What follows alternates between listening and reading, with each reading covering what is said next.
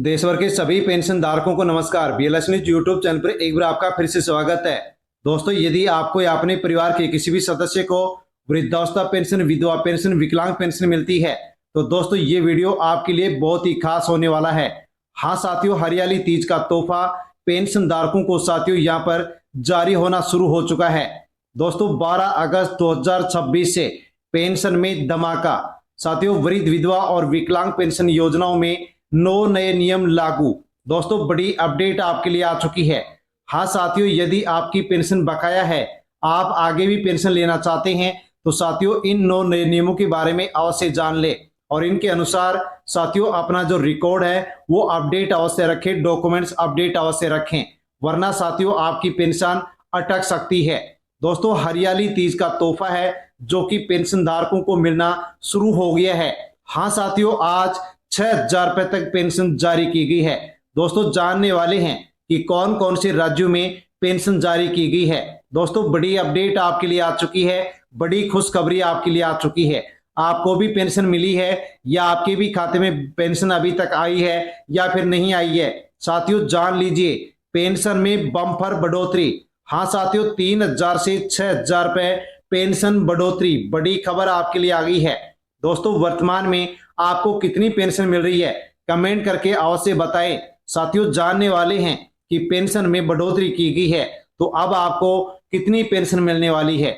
इसके अलावा साथियों आपके परिवार में दादा दादी, माता पिता यानी कि जो भी बुजुर्ग हैं अब उनको भी 5 नए लाभ मिलेंगे। हाँ साथियों, बड़ी खबर जान लीजिए। साथियों पेंशन धारकों के लिए, बुजुर्गों के लिए बड़ी खुशखबरी आ गई है। हरियाली तीज का तोहफा जारी कर दिया गया है, पेंशन मिलना शुरू हो गई है। साथियों जानने वाले हैं कि बड़ी अपडेट पेंशन धारकों के लिए कौन कौन सी निकल करके आई है।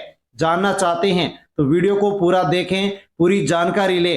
चैनल पर पहली बार आए हैं तो सब्सक्राइब कर लें। अन्य जो भी पेंशनधारी हैं उन तक भी आप वीडियो को टेलीग्राम, व्हाट्सएप, फेसबुक के माध्यम से सेंड अवश्य करें। साथियों सम्राट चौधरी के द्वारा साथियों पोस्ट जारी किया गया है।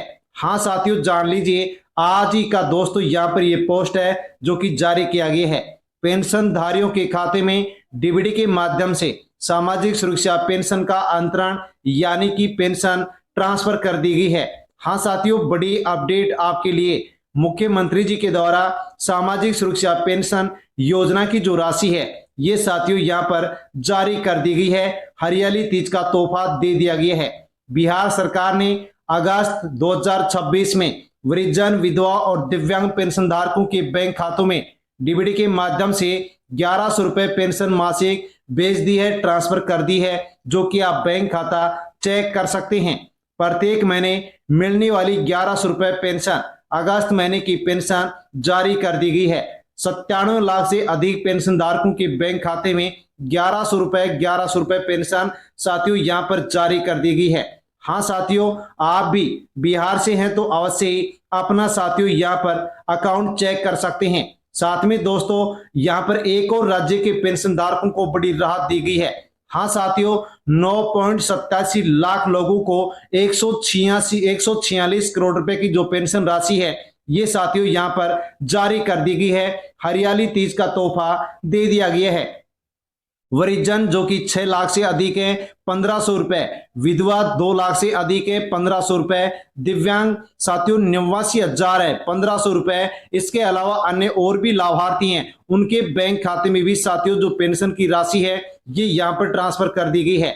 हाँ साथियों, देहरादून से खबर है कि मुख्यमंत्री पुष्कर सिंह धामी ने यहाँ पर जो पेंशन राशि है ये साथियों राज्य के लाभार्थियों के बैंक खाते में ट्रांसफर कर दी गई है। साथियों और कौन से राज्यों में पेंशन जारी की गई है वो भी हम जानने वाले हैं, लेकिन उससे पहले जानकारी लेते हैं कि वृद्ध, विधवा और दिव्यांग पेंशन योजनाओं के तहत पेंशन लेने वालों के लिए पेंशन योजनाओं में पारदर्शिता लाने के लिए, फर्जी लाभार्थियों को हटाने के लिए सरकार ने साथियों अब यहाँ पर नए नियमों का पालन करने के बाद लिए साथियों अपील की है और कहा है कि इन नियमों का पालन न करने पर अब पेंशन रुक सकती है। हाँ साथियों, नए नियम जान लीजिए, दिशा निर्देश जान लीजिए, वरना पेंशन आपकी अटक सकती है और आपको बड़ा नुकसान हो सकता है, परेशानी आ सकती है। साथियों कौन कौन से मुख्य नियम है तो आधार प्रमाणीकरण, सभी लाभार्थियों का आधार कार्ड से पहचान का सत्यापन अनिवार्य कर दिया गया है। बैंक खाता चालू होना चाहिए, डीबीडी का ऑप्शन आपका बैंक खाते में चालू होना चाहिए, एनपीसीआई मैपिंग होना चाहिए, वरना पेंशन का भुगतान नहीं हो पाएगा। साथियों, विवरणों में समानता, आपके जो भी डॉक्यूमेंट्स है, Aadhaar card, bank passbook, pension record, उनमें आपका नाम, आपकी जन्म तिथि, आपका जो एड्रेस है वो समान होना चाहिए। यदि मिसमैच हुआ तो पेंशन का भुगतान नहीं हो पाएगा। मोबाइल नंबर अपडेट, बैंक खाते से पेंशन पोर्टल से मोबाइल नंबर लिंक होना चाहिए ताकि समय पर आपको पेंशन को लेकर के सूचना मिल सके। नियमित ई केवाईसी, अपात्र लोगों को बाहर करने के लिए सरकारें समय समय पर केवाईसी करवाती है। केवाईसी यदि आपने अभी तक नहीं करवाई है तो अवश्य ही केवाईसी करवा ले, वरना पेंशन आपकी अटक जाएगी। सक्रिय बैंक खाता, साथियों पेंशन के लिए बैंक खाता चालू होना चाहिए, समय समय पर लेन देन करते रहें वरना पेंशन रुक सकती है। बैंक खाते का केवाईसी भी आपका पूरा होना चाहिए। जीवन प्रमाण पत्र, पेंशन जारी रखने के वास्ते नियम, साथियों नियमित समय पर भौतिक सत्यापन जीवन प्रमाण पत्र जमा करवाना अनिवार्य कर दिया गया है, वरना लाखों लोगों की पेंशन अब से पहले भी बंद हो चुकी है और आपकी भी पेंशन अटक सकती है। आय सीमा का पालन, परिवार की वार्षिक आय निर्धारित सीमा से अधिक नहीं होनी चाहिए। यदि वार्षिक आय अधिक है तो उस परिवार के सदस्यों को पेंशन नहीं दी जाएगी, अपात्र घोषित कर दिया जाएगा।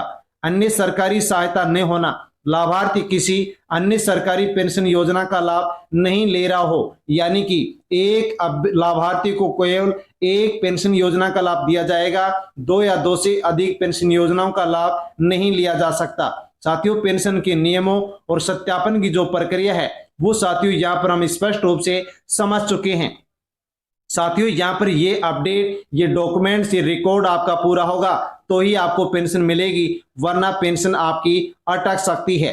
अब साथियों, यूपी के पेंशन धारकों के लिए बड़ी खुशखबरी है। यूपी में चुनाव से पहले बड़ा दाव, जो बुजुर्ग, विधवा और दिव्यांगों की पेंशन 1000 से बढ़कर साथियों 1500 रुपए करने की तैयारी हो चुकी है। हाँ साथियों, 1.18 करोड़ परिवारों को साथियों यूपी में बड़ा लाभ मिलने जा रहा है। साथियों, यहाँ पर बता दें कि साथियों आप पेंशन 1000 से बढ़कर 1500 रुपए की जाएगी। दोस्तों, यहाँ पर वृद्धावस्था पेंशन 67 लाख से अधिक है, निराश्रित महिला पेंशन 38 लाख से अधिक है, दिव्यांगजन 12 लाख से अधिक है, यानी कि यूपी के साथियों अब 1.18 करोड़ जो लाभार्थी हैं उनको पेंशन 1000 से बढ़ करके साथियों 1500 रुपए पेंशन मिलेगी। हाँ दोस्तों, एक तिमाही में 3000 की जगह 4500 रुपए पेंशन अब मिलेगी, लेकिन कब से मिलेगी? तो सरकारी अधिकारियों के अनुसार साथियों जैसे ही अनुपूरक बजट में राशि स्वीकृत होगी, आवश्यक प्रक्रिया पूरी होगी, बढ़ी हुई पेंशन सीधे लाभार्थियों के बैंक खाते में भेजी जाएगी। खैर, अंतिम तारीख की सरकार की ओर से आधिकारिक घोषणा अभी तक नहीं की गई है, लेकिन चुनाव से पहले साथियों लाभार्थियों को यहाँ पर बड़ी सौगात दी जा सकती है और पेंशन बढ़ करके मिल सकती है।